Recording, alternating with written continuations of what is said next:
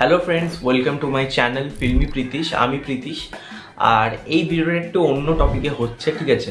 তো এই ভিডিওতে বেসিক্যালি আমরা ডিসকাশন করব মে মাসে যে বাংলা সিনেমা এবং যে হিন্দি সিনেমা রিলিজ করবে, বড় বড় যেসব সিনেমা বা এখনও পর্যন্ত যা জানা গেছে যে ছবিগুলো আসবে সেগুলোর বক্স অফিসে কীরকম পোটেনশিয়াল থাকবে, বক্স অফিসে কিরকম কে জিততে পারে, কে পিছিয়ে থাকতে পারে, সেটা নিয়ে আমার একটা প্রেডিকশন আমি এনেছি। আমি প্রথমেই বলে দিই, সিনেমাস লাইক আ গ্যামলিং, কখন কি হবে বোঝা যায় না, বাট একটা ওই পোটেনশিয়াল বা রিসেন্ট কিছু ট্রেডস দেখবা এই বছর শুরুতে কেমন গেছে সেইগুলোকে অ্যানালাইসিস করে এই ভিডিওটা আমি করছি। তো সবার প্রথম যদি বলি, 1 মে অনেকগুলো সিনেমা রিলিজ আছে। সবার প্রথম যদি বাংলায় বলি, শ্রীমান ভার্সেস শ্রীমতী, মিঠুন চক্রবর্তী অভিনীত এবং অঞ্জনা ম্যাম রয়েছে। এই ছবিটা ডিরেক্ট করছেন পথিকৃৎ বসু এবং এই ছবিটার স্ক্রিপ্ট লিখেছেন অরিত্র ব্যানার্জি। তো এই ছবিটা নিয়ে কিন্তু যথেষ্ট পরিমাণে আশা রয়েছে এই ছবিটা বক্স অফিসে কিছু করতে পারে, ঠিক আছে? আমি বলছি না বিশাল কিছু রেকর্ড ব্রেকিং কালেকশন করবে, সেটা আমি এখন দিয়ে বলতে পারছি না, কারণ হাইপ কিন্তু সত্যি কথা বলতে কম আছে।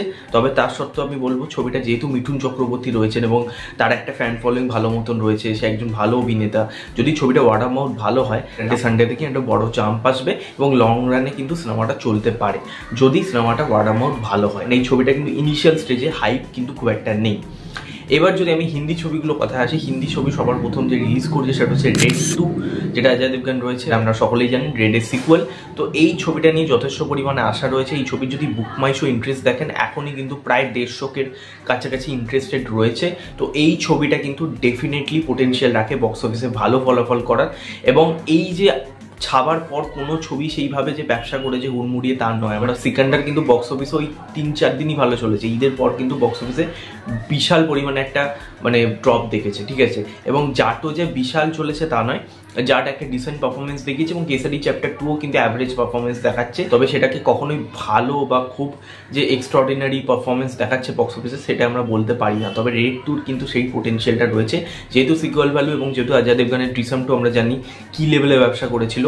তো এই ছবিটাও কিন্তু আমার মনে হয় ব্যবসা করবে, দেখা যাক কি হয়। এবার যদি বলি, সাউথ ইন্ডিয়ান থেকে 2টো সিনেমা রিলিজ করবে, তামিল আর তেলেগু থেকে, সেই ইন্ডাস্ট্রি থেকে। একটা হচ্ছে হিট 3, নানির হিট 3। এই ছবিটার ট্রেলার কিন্তু খুব প্রশংসিত হয়েছে, তবে আফসোস আমাদের ওয়েস্ট বেঙ্গল বা নর্থ ইন্ডিয়ায় কিন্তু সেই লেভেলে এই সিনেমাটা রিলিজ হবে না। এবং সুরাইয়ার রেট্রো সিনেমাটা তো আরোই প্রমোশন হয়নি, নর্থ ইন্ডিয়াকে একদম টার্গেট, কিছু হয়তো সেন্টার, কিছু লিমিটেড স্ক্রিনেই এই ছবিটা চলবে, তাই জন্য বক্স অফিসে খুব ভালো ফলাফল করতে পারবে না আমাদের ওয়েস্ট বেঙ্গলে। ঠিক তেমনি রেট্রো তো আরও কম শো পাবে। হিট 3 হয়তো যা শো পাবে তার থেকেও হয়তো কম শো পাবে রেট্রো রয়েছে। এবার দেখা যাক কি হয়। এরপর যদি 9th মেতে মুভ করি, 9th মেতে রয়েছে ভুল চুক মাফ হিন্দি থেকে, যে ছবিটা রাজকুমার রাও রয়েছে। দেখুন এই ছবিটা আমরা দীনেশ বিজন ম্যাডক থেকে আসছে, তারা ভালো মতন মার্কেট বুঝে গেছে। ম্যাডক যে কটা ছবি আনছে সব কটা কিন্তু বক্স অফিসে সফল হয়েছে, ঠিক আছে? এই ছবিটা নিয়ে আমাদের কিন্তু একটা আশা রয়েছে, যেহেতু এই ছবির একটা কনসেপ্টটা ভিন্ন ধরনের, টাইম ট্রাভেল নিয়ে, ঠিক আছে? এবং কমেডি ছবি, লোকে দেখতে যায়, ঠিক আছে? এই ধরনের ছবি রাজকুমার রাওর একটা ভালো ট্র্যাক রেকর্ড ভালো আছে। এই ছবিটা নিয়ে কিন্তু একটা আশাবাদী আমরা রয়েছি। এই ছবিটা তো মাল্টিপ্লেক্সে খুব ভালো ব্যবসা করতে পারে। সিঙ্গেল স্ক্রিন আমি জানি না কত কী করবে। ছবির ওয়ার্ড অফ মাউথ যদি ভালো হয় তাহলে তো আরও বেশি জাম্প আনবে। এই ছবিটা কিন্তু ভালো চলতে পারে। এছাড়া সেই সপ্তাহতেই রিলিজ হবে বাংলা সিনেমা 9 তারিখ, সেটা হচ্ছে আমার বস শিবপ্রসাদ নন্দিয়া রায়। এটা নিয়ে আমার মনে হয় আলাদা করে কিছু বলার নেই। এই ছবিটা একটা সেট অডিয়েন্স আছে 40 বছরের ঊর্ধ্বে, তারা তো ডেফিনেটলি এই ছবিটা যাবে এবং এই ছবিটার ওয়ার্ড অফ মাউথও খুব ভালো থাকবে, আপনি মিলিয়ে নিন, ঠিক আছে? এবং এই ছবিটার এখন দিয়ে কিন্তু ভালো রকম হাইপ রয়েছে। ছবিটা এখন দিয়ে প্রমোশন ঠিক মতন করছে, লোকে কথা বলছে আমার বস নিয়ে। তো আমার বস আমার মনে হয় ডেফিনেটলি একটা সেফ জোনের সিনেমা। সেই ছবিটা নিয়ে কোনো সংশয় নেই যে সেই ছবিটা চলবে কিনা, সেই ছবিটা আরামসে ব্যবসা করবে। এছাড়া আমি বলবো 16 মে 2025 সেই সময় রিলিজ করছে একটা বাংলা সিনেমা, সেটার নাম হচ্ছে দ্য একেন, বেনারসের বিভীষিকা, SBF প্রোডাকশন হাউস থেকে। সেই ছবিটা নিয়েও যথেষ্ট আশা রয়েছে, তার কারণ আগের দুটো পার্ট একেনের খুব ভালো ব্যবসা করেছে। একেন দ্য রুদ্ধশ্বাস রাজস্থান যে পার্টটা বেরিয়েছিল 2023-এ, সেই সময় কিন্তু খুব ভালো ব্যবসা করেছিল। একেনেরও একটা সেট অডিয়েন্স আছে, একটা ভালো রকম হিউজ অডিয়েন্স আছে যারা একেনের সিনেমা আসলেই দেখতে যাবে। তো একেনের এই পার্টটা বেনারসের বিভীষিকা, এটা নিঃসন্দেহে কিন্তু বক্স অফিসে ভালো চলবে। এরপর আসি হচ্ছে 23শে মে একটা ছবি বাংলা সিনেমা আসার কথা রয়েছে, সেটার নাম হচ্ছে চন্দ্রবিন্দু, যেখানে অঙ্কুশ হাজরা রয়েছে এবং ওয়েন্দ্রিলা সেন রয়েছে। এই ছবিটা এসকে মুভিজের তরফ থেকে আসছে। এই ছবিটা অংশুমান প্রত্যুষ ডিরেক্ট করছে। এই ছবির কিন্তু মোশন পোস্টার আমার খুব খারাপ লাগেনি, ইন্টারেস্টিং লেগেছে। তবে এসকে মুভিজের যা মার্কেটিং যেটা এতটা পুয়ার, এবং এসকে মুভিজের পরপর সবকটা ছবি ফ্লপ করেছে। তো এই সিনেমাটা নিয়ে আমার কোনো আশা নেই যে এই ছবিটা ভালো চলবে। এই ছবিটাও হয়তো খুব লিমিটেড হলেই রিলিজ হবে, সেরকম কোনো হল পাবে না। আর মানে এই ছবিটা নিয়ে একদমই আশা নেই যে এই ছবিটা কিছু করতে পারে বক্স অফিসে।